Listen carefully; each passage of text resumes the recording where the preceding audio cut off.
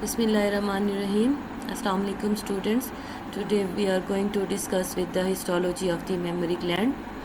So mammary gland is the modified sweat gland which is present in subcutaneous connective tissue. There is a little bit about its gross anatomy.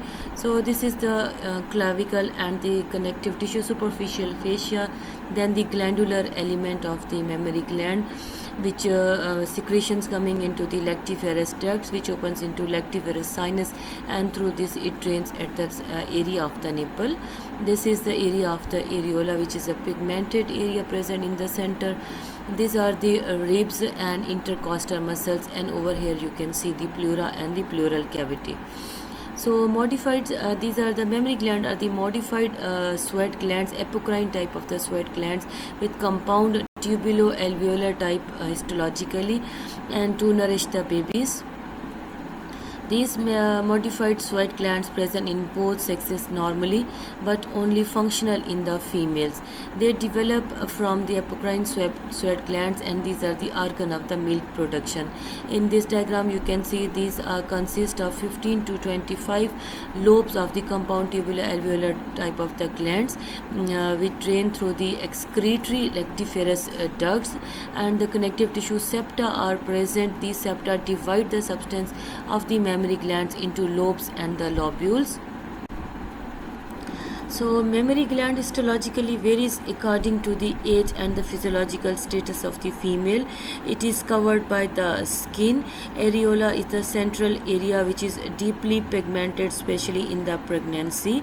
Areola contain the sebaceous glands, the sweat glands, and the modified sweat glands, also called the glands of Montgomery, which produces little bit elevation in the area of the areola. There are few sensory nerve endings in this area. Nipple is any elevation in the center of the areola, and 15 to 25 openings of the lactiferous ducts are present over here. So first we will study the inactive mammary gland. The glandular component is sparse and consists chiefly of the ducts element. So this is the glandular area which is present in inactive mammary gland. It is sparse. Most of the area is formed by the connective tissue as well as the adipose tissue. The area of the gland which is present mainly consists of the duct, and these ducts show little bit changes with each ovarian cycle. So in first half of the cycle, under the effect of the estrogen hormones, there is little bit increase in the stroma of the lobule, as well as height of the cell little bit increases, and in second half of the phase there may be a small amount of the secretory product, but it mainly gains its maturity in the pregnancy. So fluid accumulate in connective tissue as well in this phase. This is the slide with H&E staining of the inactive mammary gland. Here you can see this is the glandular area, this one is the glandular area, and this is the glandular area, and all of this is the connective tissue. This is a higher magnification of the area of the gland. You can appreciate the epithelium is simple cuboidal or low columnar in nature, along with the myoepithelial cells which are present, and these myoepithelial cells are present between the basal plasma membrane of the cells and the basement membrane of the duct.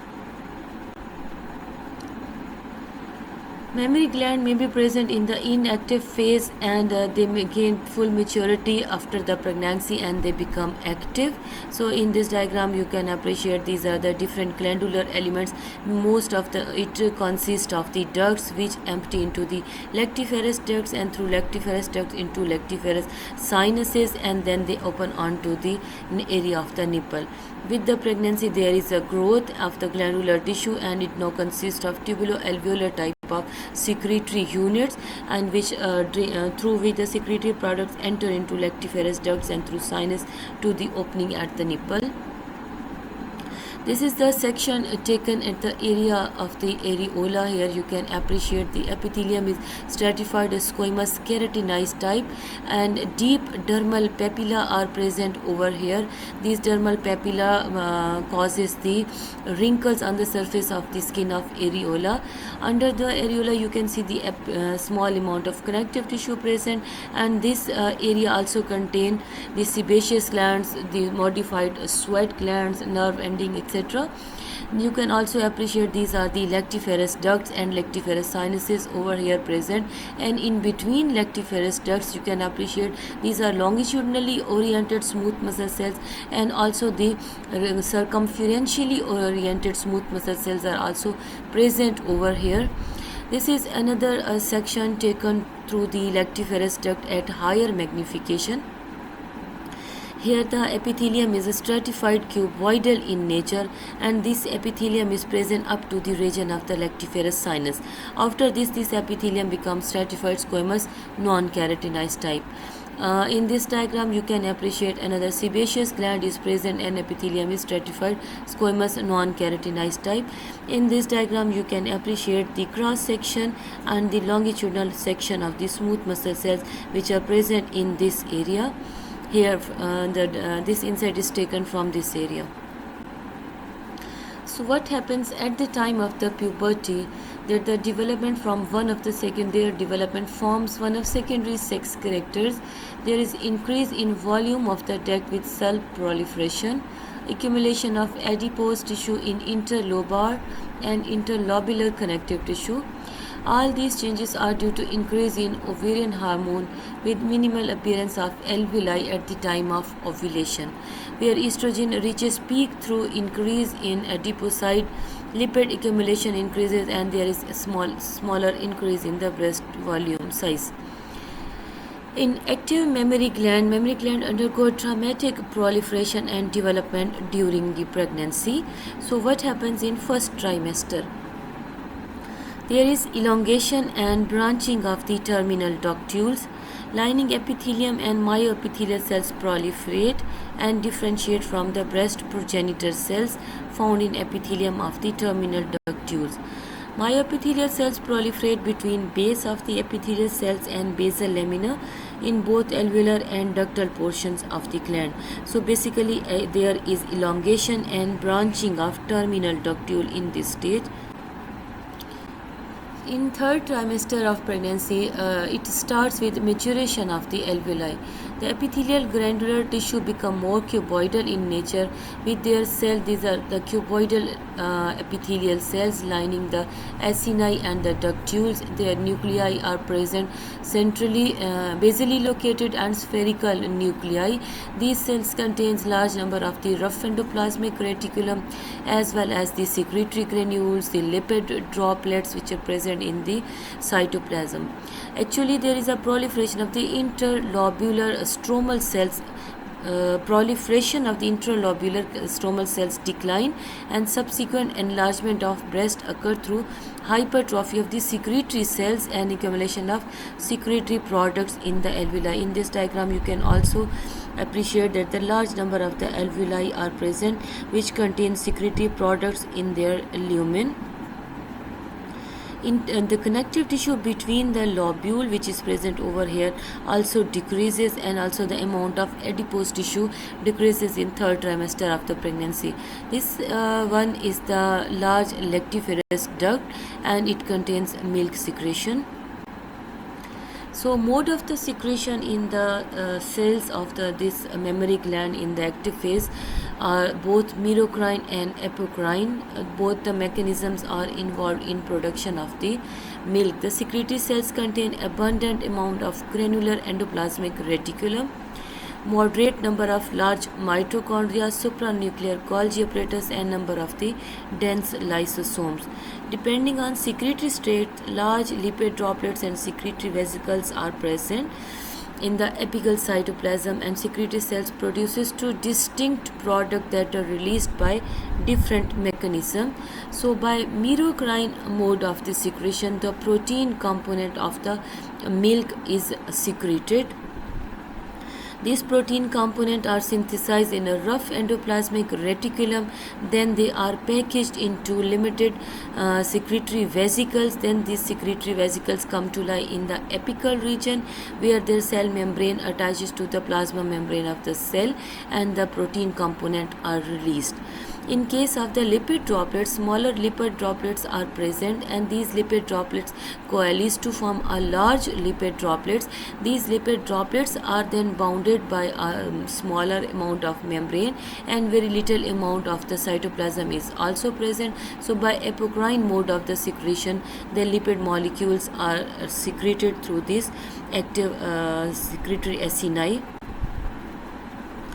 Another thing, the scanning electron micrographic picture through the active mammary gland.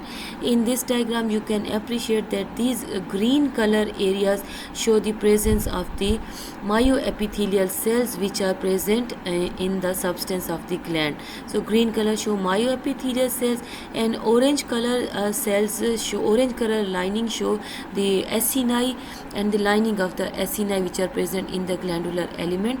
Here you can appreciate a smaller interlobular duct which empty into a lactiferous duct. So different hormones control the breast enlargement. The ovarian hormone estrogen increases during pregnancy, acting on the duct system. Progesterone secreted by corpus luteum as well as by placenta, acting on the alveoli and causes secretory changes in alveoli. Other hormones are the placental somatomamotrophin, anterior pituitary also secrete growth hormone and prolactin for the breast development. Also there is a role of the glucocorticoid secreted by suprarenal gland as well. So this is a comparison between the lactating versus resting mammary gland. In this diagram you can appreciate this is a small amount of the area which is occupied by the inactive glandular tissue. Major section shows the irregular dense connective tissue with smaller amount of the adipose tissue. In this diagram you can appreciate most of the area is covered by the glandular tissue. This is a large duct which is lined by the stratified cuboidal epithelium. So these are the different section through these different phases. First, inactive but mature mammary gland, then in first trimester of pregnancy, second trimester of pregnancy, and third trimester of pregnancy. So this one is the slide taken in the inactive mature mammary gland. Here you can see the ductal element which are present. Some of the ducts have the lumen, some of the ducts do not have a lumen. This is the higher magnification of the gland. You can appreciate the simple cuboidal epithelial cells lining the ductal element, also the myoepithelial cells which are present in these areas. This is the section taken through the active mammary gland. The glandular element and the acini have developed completely, and the lumen of the acini contain milk secretion. This is the section through a large duct which contains milk, and this one is the higher magnification of the active mammary gland, and in which you can appreciate the milk secretion or secretory product in the lumen of the acini. Another diagram through inactive mammary gland taken. This is the glandular area, and this whole is the connective tissue which is dense irregular type containing adipose cell, and this area, this inset shows the large duct with higher magnification, and it is lined by the stratified cuboidal epithelium. Another slide, this is the slide in the active mammary gland, in which you can again appreciate the acini have developed completely, and these acini show the secretory products. This one is the larger duct which is present in the connective tissue septa, maybe interlobular duct, maybe lactiferous ducts. The inset show the section through the acini which is lined by the simple cuboidal epithelium. Also the myoepithelial cell is present over here, and lumen of the acini containing the secretory products. So here today's lecture end, and the references are the text and atlas by Michael H. Ross. So we now complete our lecture on mammary gland, and we will meet inshallah in the next class with next topic. Till then, Allah Hafiz.